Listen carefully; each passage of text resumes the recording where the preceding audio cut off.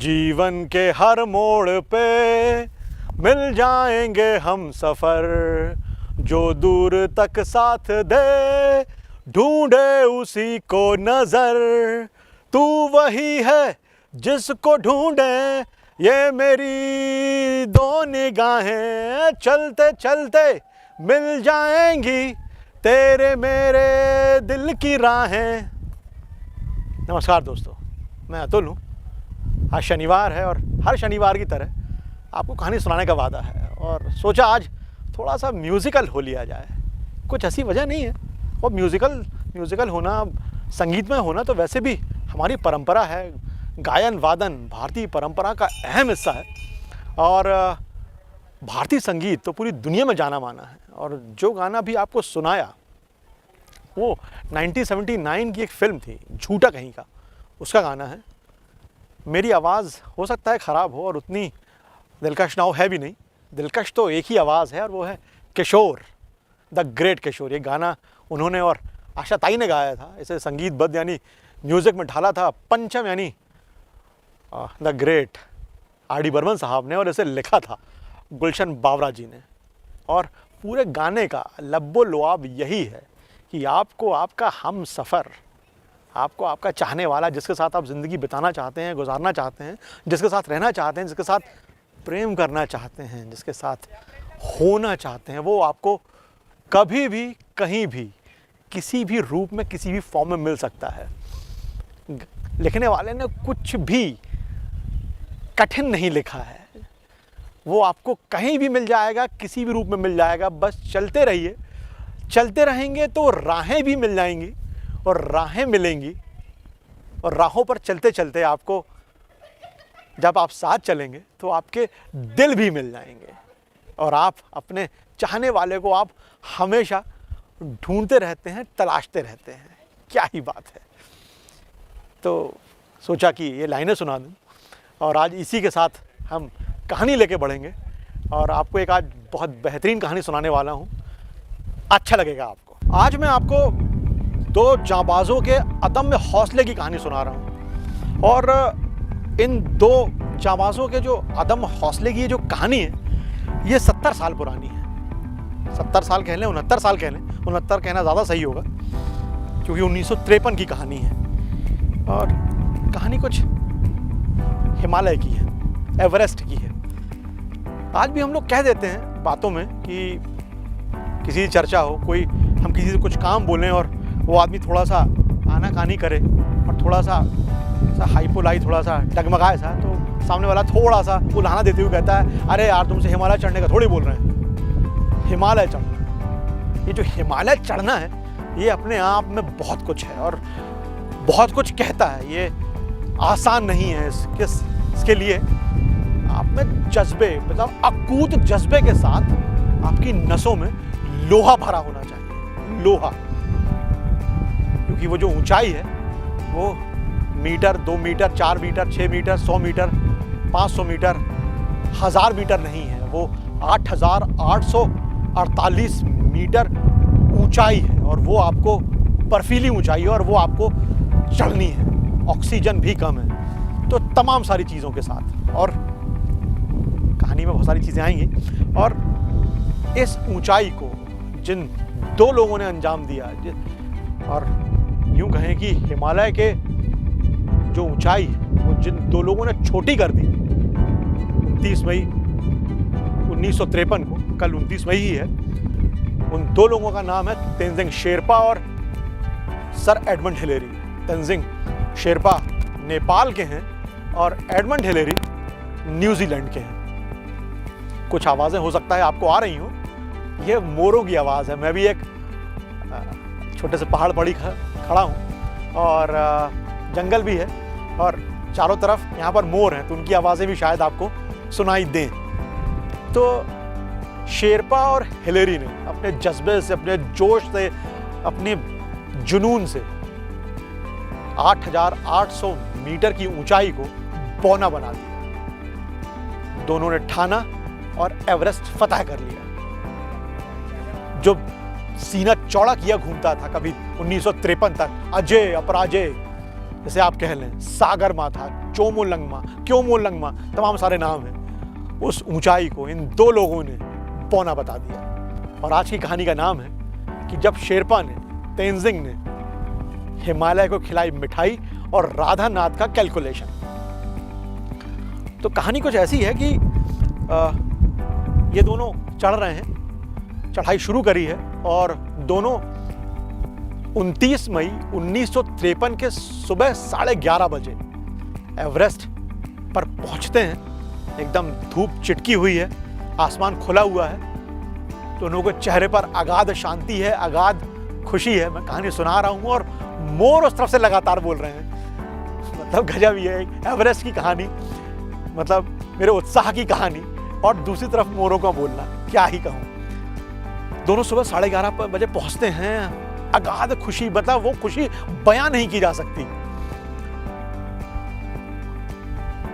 Edmund ने हाथ बढ़ाया और शेरपा से हाथ मिलाना चाहा, लेकिन शेरपा रुके नहीं। तेंजिंग थे और इंडियन सब कॉन्टिनेंट के थे, यानी नेपाल थे। उन्होंने लगा कि यार हाथ मिलाना सही नहीं रहेगा इस मौके पर। उन्होंने बाहें फैला दी कि आ जाओ एडमंड, इससे अच्छा कुछ नहीं हो सकता। हाथ मिलाकर मैं उस खुशी को कम नहीं करना चाहता, और ये हाथ मिलाने वाली बात भी नहीं है। उन्होंने सीधे हाथ फैलाए और एडमंड दौड़ते हुए आते हैं। दौड़ेंगे क्या ही, मतलब वो बस ऐसे आए और वो उन्होंने गले लगा लिया। दोनों कुछ देर आलिंगनबद्ध रहे। बहुत बड़ा मौका था, इंसान के पैर एवरेस्ट पे पड़ चुके थे। वो एवरेस्ट जो अभी तक अजेय था, अपराजेय था। तभी एक छोटी सी बात होती है और ये तेंजिंग है जो, वो मिठाई का डब्बा निकालते, अपने साथ थोड़ी सी मिठाई लेके गए थे और इन्होंने मिठाई निकाली और हिमालय को खिला दी। बड़ी कमाल की बात है कि मिठाई हिमालय को कैसे खिलाई जा सकती है, लेकिन ये उन्होंने किया। सच है, अपने डब्बे से मिठाई निकालते हैं और हिमालय को खिला देते हैं। असल में तेंजिंग जब घर से निकल रहे थे हिमालय जीतने के लिए, हिमालय फतेह के लिए, और असल में नेपाल तो बसा ही हिमालय के किनारे और बहुत माना जाता है, बहुत शिद्दत से हिमालय को मानते हैं नेपाल के लोग, वो गोरखा और शेरपा।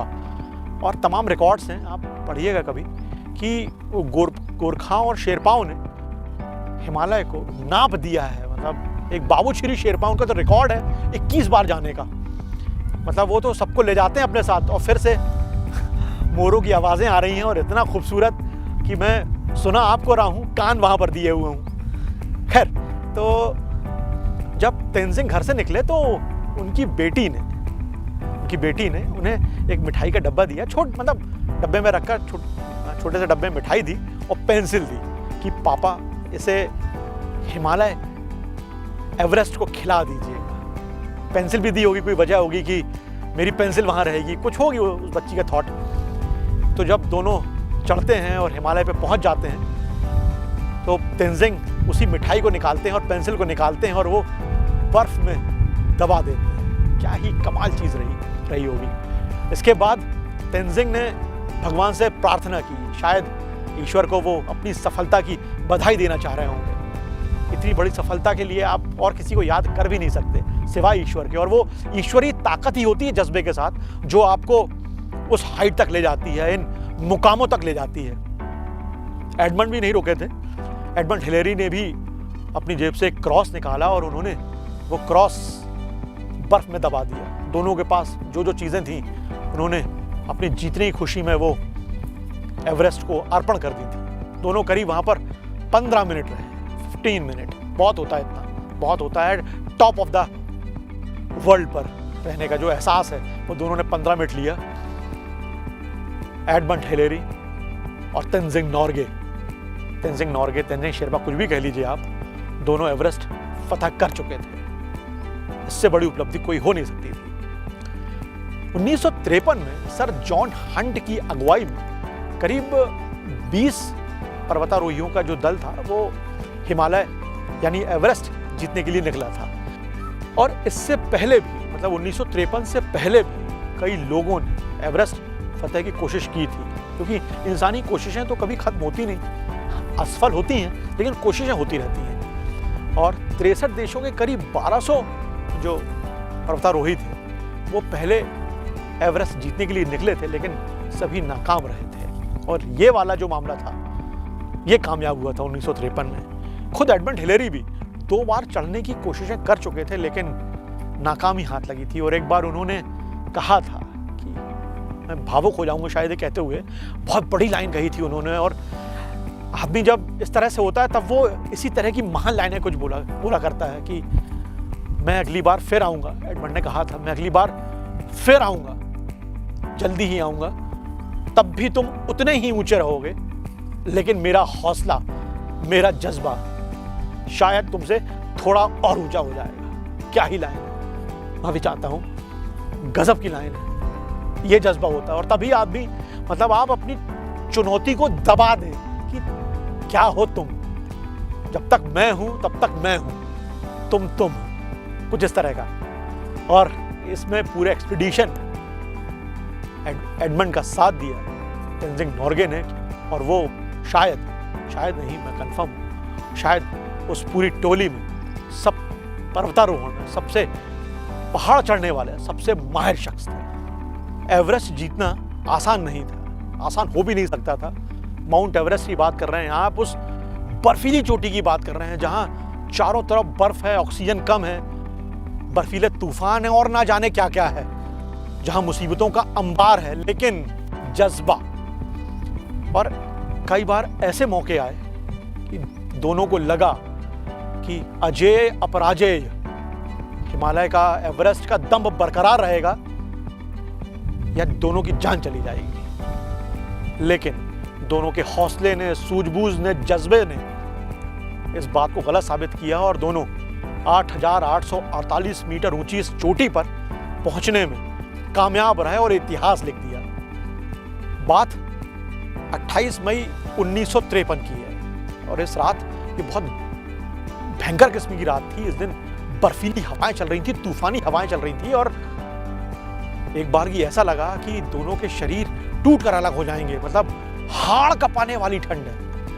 मतलब जो हम लोग यहाँ मुहावरा कर लेते हैं कि जब दिसंबर में हवाएं चलती हैं कि यार गजब की ठंड है, हाड़ कपाऊ ठंड है, बोले हड्डियां गल जाएंगी। अरे कुछ नहीं गलती हड्डियां।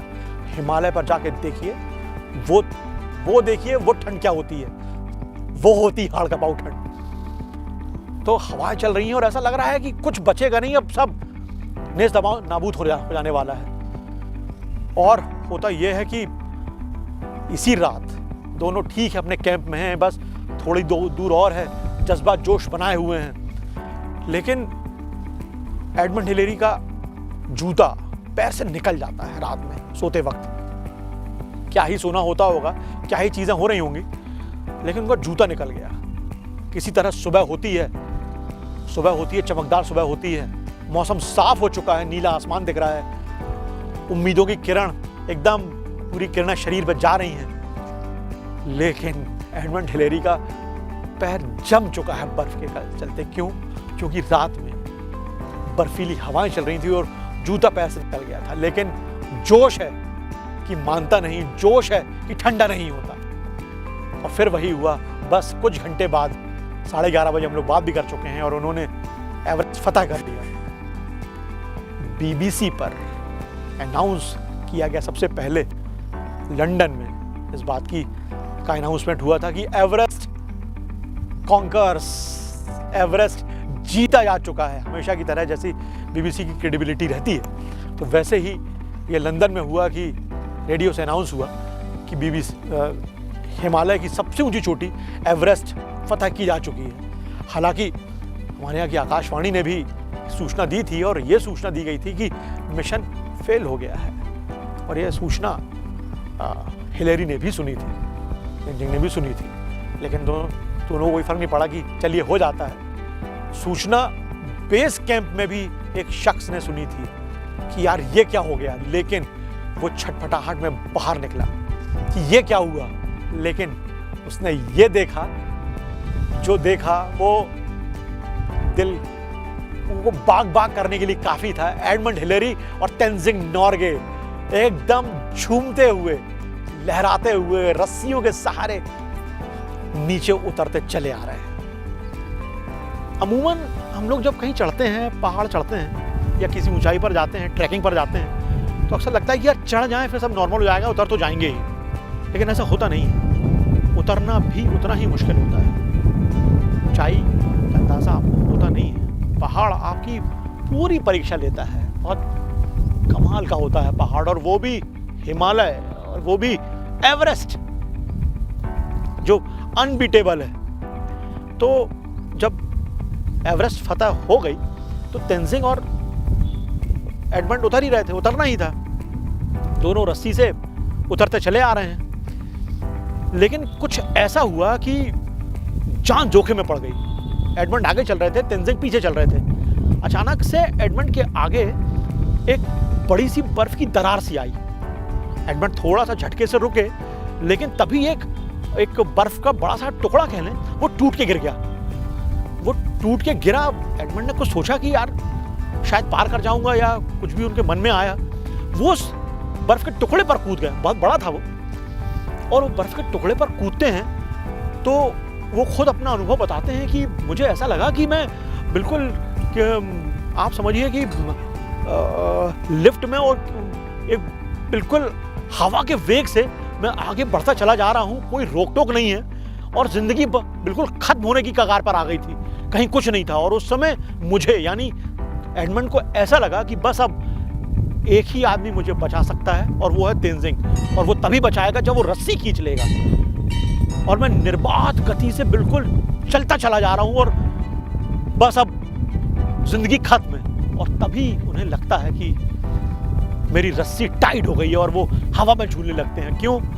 क्योंकि तेंजिंग नोर्गे ने, जो कि ऊपर से देख रहे होंगे, और उनके पास जो एक्सपीरियंसेस थे, क्योंकि वो नेपाल के ही थे, और सारी चीज़ें, बहुत सारी चीज़ें उनकी आंखों के सामने गुजरी थी, और उन्होंने वो रस्सी खींच ली और अपने दोस्त को मरने से बचा लिया।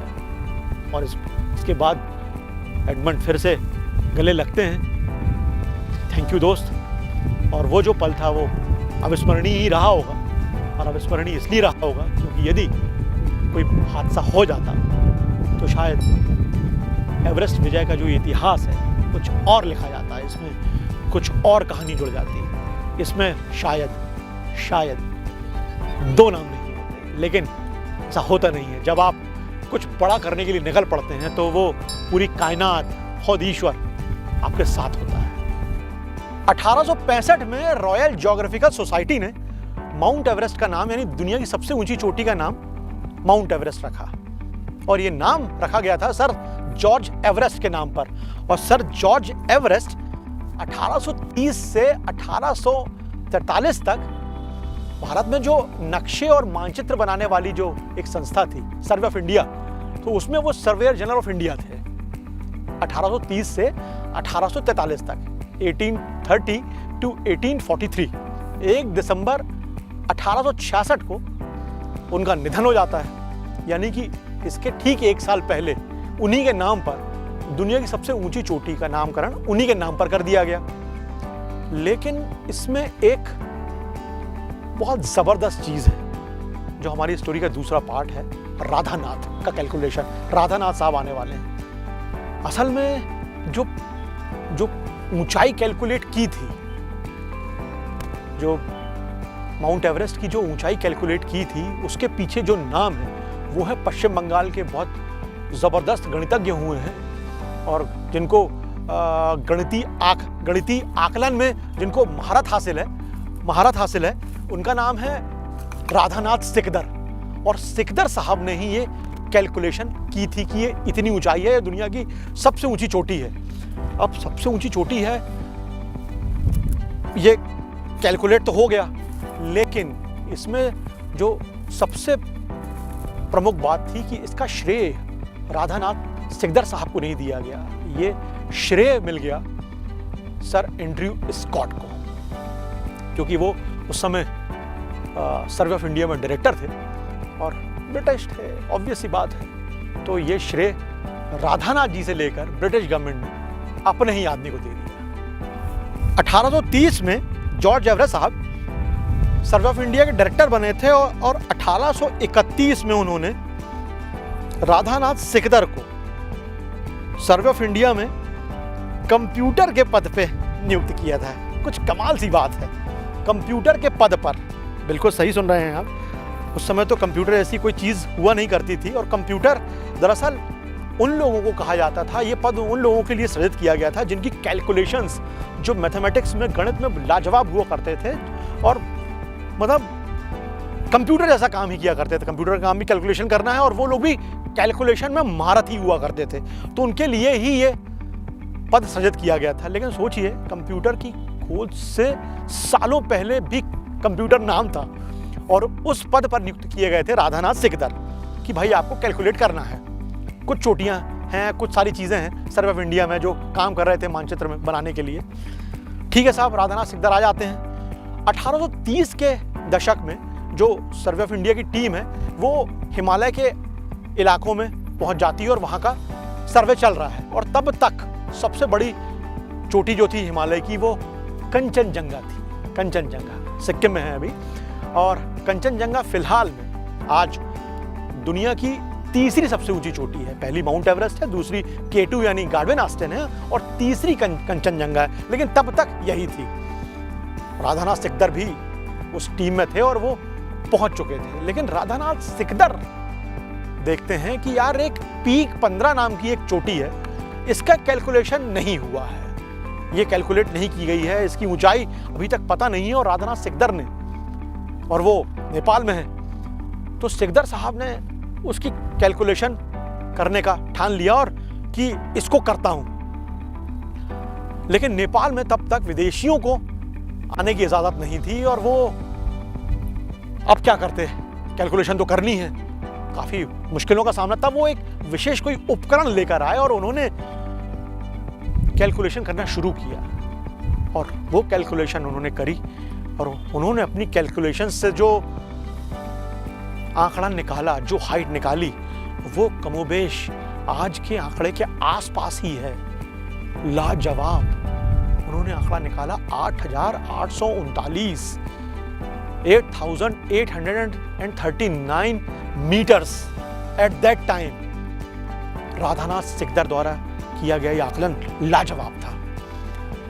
लेकिन इसके बाद जो हुआ वो थोड़ा सा अच्छा नहीं है, क्योंकि उसके बाद डायरेक्टर बनकर आते हैं एंड्रयू स्कॉट, और एंड्रयू स्कॉट ने राधानाथ सिकदर की जो ये खोज थी इसको लेकर काफ़ी जांच पड़ताल की कि यार ऐसा आया कैसे, इस आदमी ने किया कैसे। ब्रिटिशर्स वैसे भी अपने कामों के लिए बहुत ठोक बजा के ही चीज़ें करते थे, और बात बड़ी थी कि एक इंडियन ने कैसे कर दिया। लेकिन जब चीज़ें सही पाई गई तो एंड्रयू स्कॉट के सब मन में कि यार ये हो कैसे गया। लेकिन एंड्रयू स्कॉट इतनी आसानी से किसी इंडियन के पक्ष में जाने देना चाहता नहीं था। उसने प्रस्तावित कर दिया कि ये जो चोटी का नाम है ये सर जॉर्ज एवरेस्ट के नाम पर होना चाहिए, और वो इसलिए, सिर्फ इसलिए क्योंकि एंड्रयू स्कॉट ने जॉर्ज एवरेस्ट के साथ कभी काम किया था और उन्हें अपना गुरु मानता था। उसने रॉयल ज्योग्राफिकल सोसाइटी को जो प्रपोजल भेजा, उसने यही भेजा कि ये दुनिया की सबसे ऊंची चोटी का नाम, यानी कि पीक 15 का नाम, जिसका हमें हाइट पता लग गई है, और ये नाम सर एवरेस्ट के नाम पर होना चाहिए। और रॉयल ज्योग्राफिकल सोसाइटी ने कोई गलती नहीं की, और नामकरण वही हुआ जो एंड्रयू स्कॉट चाहता था, यानी कि माउंट एवरेस्ट। और नाम किसी को भी दे दीजिए, लेकिन उस आदमी से हक मत छीनिए जिसने उसको करने के लिए एड़ी चोटी का पसीना ही कर दिया हो, जिसने तमाम तकलीफें सही हों। ऐसा तो कहा जाता है कि उनके मतलब बर्फ पर चलते चलते उनके पैर तक गलने लगे थे,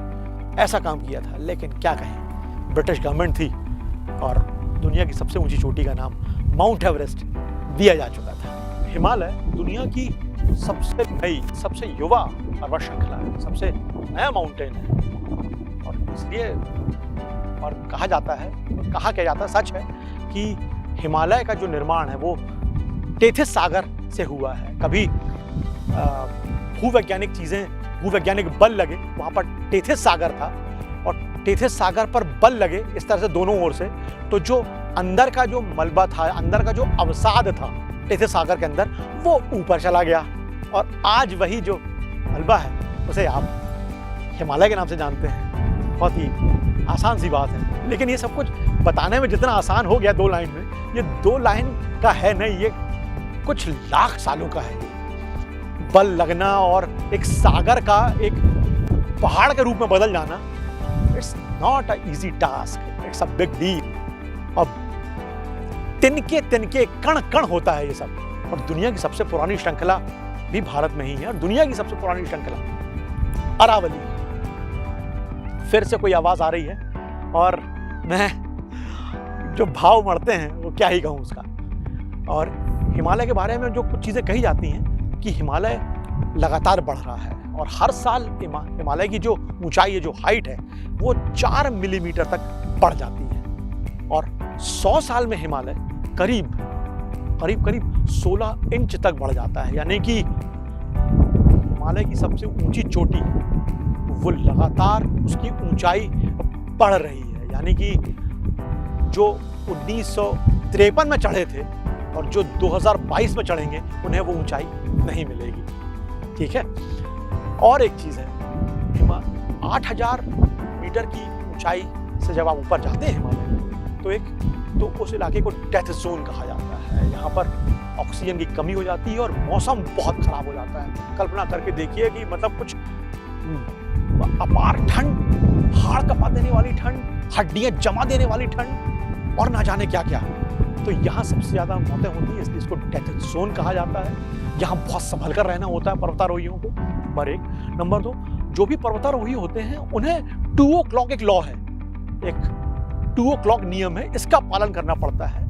और इसके तहत आपको कुछ इस तरह से सेटअप किए जाते हैं कि आप दिन के 2 बजे तक, दोपहर के 2 बजे तक आप पीक पर पहुंच जाएं, ताकि मौसम खराब हो तो आपको लौटने में आपको परेशानी ना हो। आप बेस कैंप तक आप कुछ दूरी तक आ जाएं, ताकि आप सुरक्षित हो सकें। तो यही थी हिमालय की दुनिया की सबसे ऊंची चोटी की, दुनिया की सबसे ऊंची चोटी फतह करने की, 2 जाबाजों के अदम्य हौसले की, और एक महान गणितज्ञ के, एक जबरदस्त कैलकुलेशन करने वाले की एक कहानी, जिसे उसका हक नहीं दिया गया। लेकिन ऐसा नहीं है कि आप हक नहीं देंगे तो मिलेगा नहीं।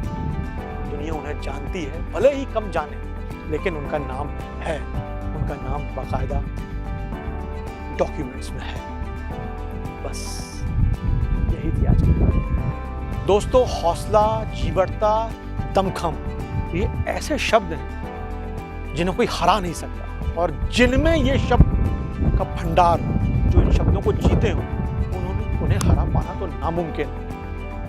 ऑस्ट्रेलोपिथिकस, रामापिथिकस, निएंडरटल, ये वो नाम है जब इंसान उस वनमानुष से इंसान बनने की ओर अग्रसर था, तभी ये सारे नाम आते हैं। और उसके होमो सेपियंस बनने तक, यानी हम तक आने तक, आधुनिक मानव को तो होमो सेपियंस कहा जाता है, तो यहाँ तक आने तक ना चुनौतियां कम हुई थी, ना कम हुई हैं, और ना ही कभी कम होंगी। लेकिन हम इंसानों के अंदर जो मजबूत सी आत्मा है, वो हर चीज को जीतने के लिए आतुर है, हमेशा, किसी भी कीमत पर। और शायद इसीलिए हम इंसान उस ईश्वर की सबसे अप्रतिम कृति कहलाते हैं, उसकी सबसे अद्भुत कृति, क्योंकि हम जीतना चाहते हैं, हम कुछ बनाना चाहते हैं, हम कुछ करना चाहते हैं, हम कुछ होना चाहते हैं। और इसी को बयां करती हुई प्रसाद की 2 लाइनें हैं, जयशंकर प्रसाद की, बहुत ही कमाल की। और शायद वो लोहा भरने के लिए भी ये लाइनें काफी हैं कि इस जीवन का उद्देश्य नहीं है इस श्रांत भवन में रह जाना और पहुंचना उस सीमा तक जिसके आगे राह नहीं। ज्यादा ज्ञानवाणी हो गई हो तो माफी चाहता हूं। अगले शनिवार शाम 6 बजे फिर आपके सामने एक नई कहानी लेकर आऊंगा। तब तक स्वस्थ रहिए, खुश रहिए, अपनों के साथ रहिए, और सुनते रहिए मुझे, यानी अतुल को। और हमारी कहानियाँ अच्छी लगती हो तो हमारा YouTube चैनल भी सब्सक्राइब कीजिएगा और अपनों से भी करवाइएगा। जय हिंद।